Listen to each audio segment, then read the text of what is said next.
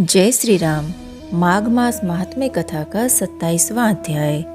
प्रेत कहने लगा कि हे पथिक, मैं इस समय तुम्हारे पास जो यह गंगा जल है उसे मांगता हूँ, क्योंकि मैंने इसका बहुत कुछ महात्म्य सुना है।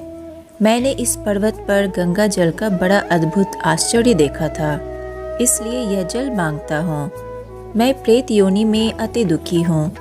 एक ब्राह्मण अंधिकारी को यज्ञ कराकर ब्रह्म राक्षस हो गया। वह हमारे साथ 8 वर्ष तक रहा। उसके पुत्र ने उसकी अस्थियों को इकट्ठा करके गंगा में कनखल स्थान में गिरवा दिया। उसी समय वह राक्षसत्व त्याग कर सद्गति को प्राप्त हुआ। मैंने प्रत्यक्ष देखा है, इसलिए मैंने तुमसे प्रार्थना की है। मैंने पहले जन्म में तीर्थ स्थानों में बड़े बड़े दान लिए थे और उनका प्रायश्चित नहीं किया था। इसी से मैं हजारों वर्ष तक इस प्रेत योनि, जिसमें अन्न और जल मिलना अति दुर्लभ है, दुख पा रहा हूँ। इस योनि में मुझको हजारों वर्ष बीत गए। इस समय आप जल देकर मेरे प्राणों को, जो कंठ तक आ गए हैं, बचाओ। कुष्ठ आदि रोग से भी मनुष्य प्राणों को त्याग करने की इच्छा नहीं करता। देवधूति कहने लगे कि ऐसे उस प्रेत के वचन सुनकर वह ब्राह्मण बड़ा विस्मित हुआ और वह अपने मन में विचारने लगा कि संसार में पाप और पुण्य के फल अवश्य आ पड़ते हैं। देव, दानव, मनुष्य, कीड़े मकोड़े भी रोगों से पीड़ित होते हैं।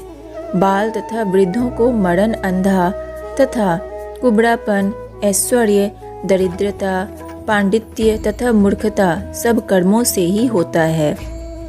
इस कर्म भूमि में जिन्होंने न्याय से धन इकट्ठा किया वह धन्य है। यह सुनकर प्रेत गदगद वाणी में बोला, हे पथिक, मैं जानता हूँ कि आप सर्वज्ञ हैं। आप मुझको जीवन का आधार जल इस प्रकार दो जैसे मेघ चातक को देता है। तब पथिक कहने लगा कि हे प्रेत, मेरे माता पिता भृगु क्षेत्र में बैठे हैं। मैं उन्हीं के लिए जल लाया हूँ।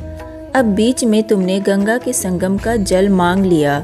अब मैं इसी धर्म संदेह में पड़ा गया कि क्या कांड वस्तु में यज्ञों को इतना नहीं मानता जितना प्राण रक्षा को मानता हूँ। इसलिए प्रेत को जल देकर तृप्त करके माता पिता के लिए फिर जल लाऊंगा। लोमस जी कहने लगे कि इस प्रकार उस पथिक ने गंगा यमुना के संगम का जल उस प्रेत को दिया। उस प्रेत ने प्रीतिपूर्वक जल को पिया। उसी समय वह प्रेत शरीर को छोड़कर दिव्य देहधारी हो गया। केरल कहने लगा कि बिंदु मात्र गंगा जल से वह प्रेत मुक्त हो गया। हम समझते हैं कि ब्रह्मा जी भी इस जल के गुण का वर्णन नहीं कर सकते, नहीं तो महादेव जी इस जल को मस्तक पर क्यों धारण करते। इस संसार में जो मनुष्य काया, वाचा और मनसा के पापों से रंग गए हैं, वह गंगा जल के बिना नहीं घुलते।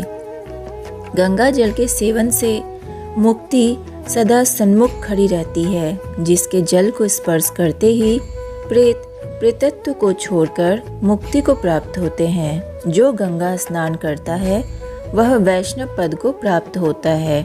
यदि संबंधी लोग गंगा जल से तर्पण करें तो नरक में रहने वाले पीतर लोग स्वर्ग में चले जाते हैं और स्वर्ग में रहते हुए ब्रह्मत्व को प्राप्त होते हैं। गंगा जल के समान और कोई मुक्ति का साधन नहीं। वह प्रेत वहां से चला गया और 1 मास में जब माघ आया तो उसने सुने हुए प्रयाग महात्म्य के अनुसार गंगा यमुना के संगम पर स्नान करके पिशाच शरीर को धारण कर भक्तिपूर्वक नारायण की स्तुति करता हुआ वह द्रविड़ देश का राजा गंधर्वों से सेवित उत्तम विमान पर बैठकर इंद्रपुरी को गया।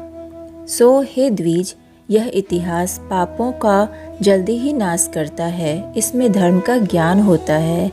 यह पुण्य, यश तथा कीर्ति को बढ़ाने वाला है, ज्ञान तथा मोक्ष को देने वाला है। तुम भी सद्गति पाने के लिए प्रयाग चलो। वहाँ पर हम ऐसा स्नान करें जो देवताओं को दुर्लभ होता है।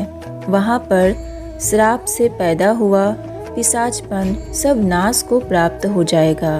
इस प्रकार लोमस जी के मुख से अमृतमय मधुर कथा को सुनकर मानो अमृत पीकर सब प्रसन्न हुए और पाप रूपी समुद्र से पार हुए।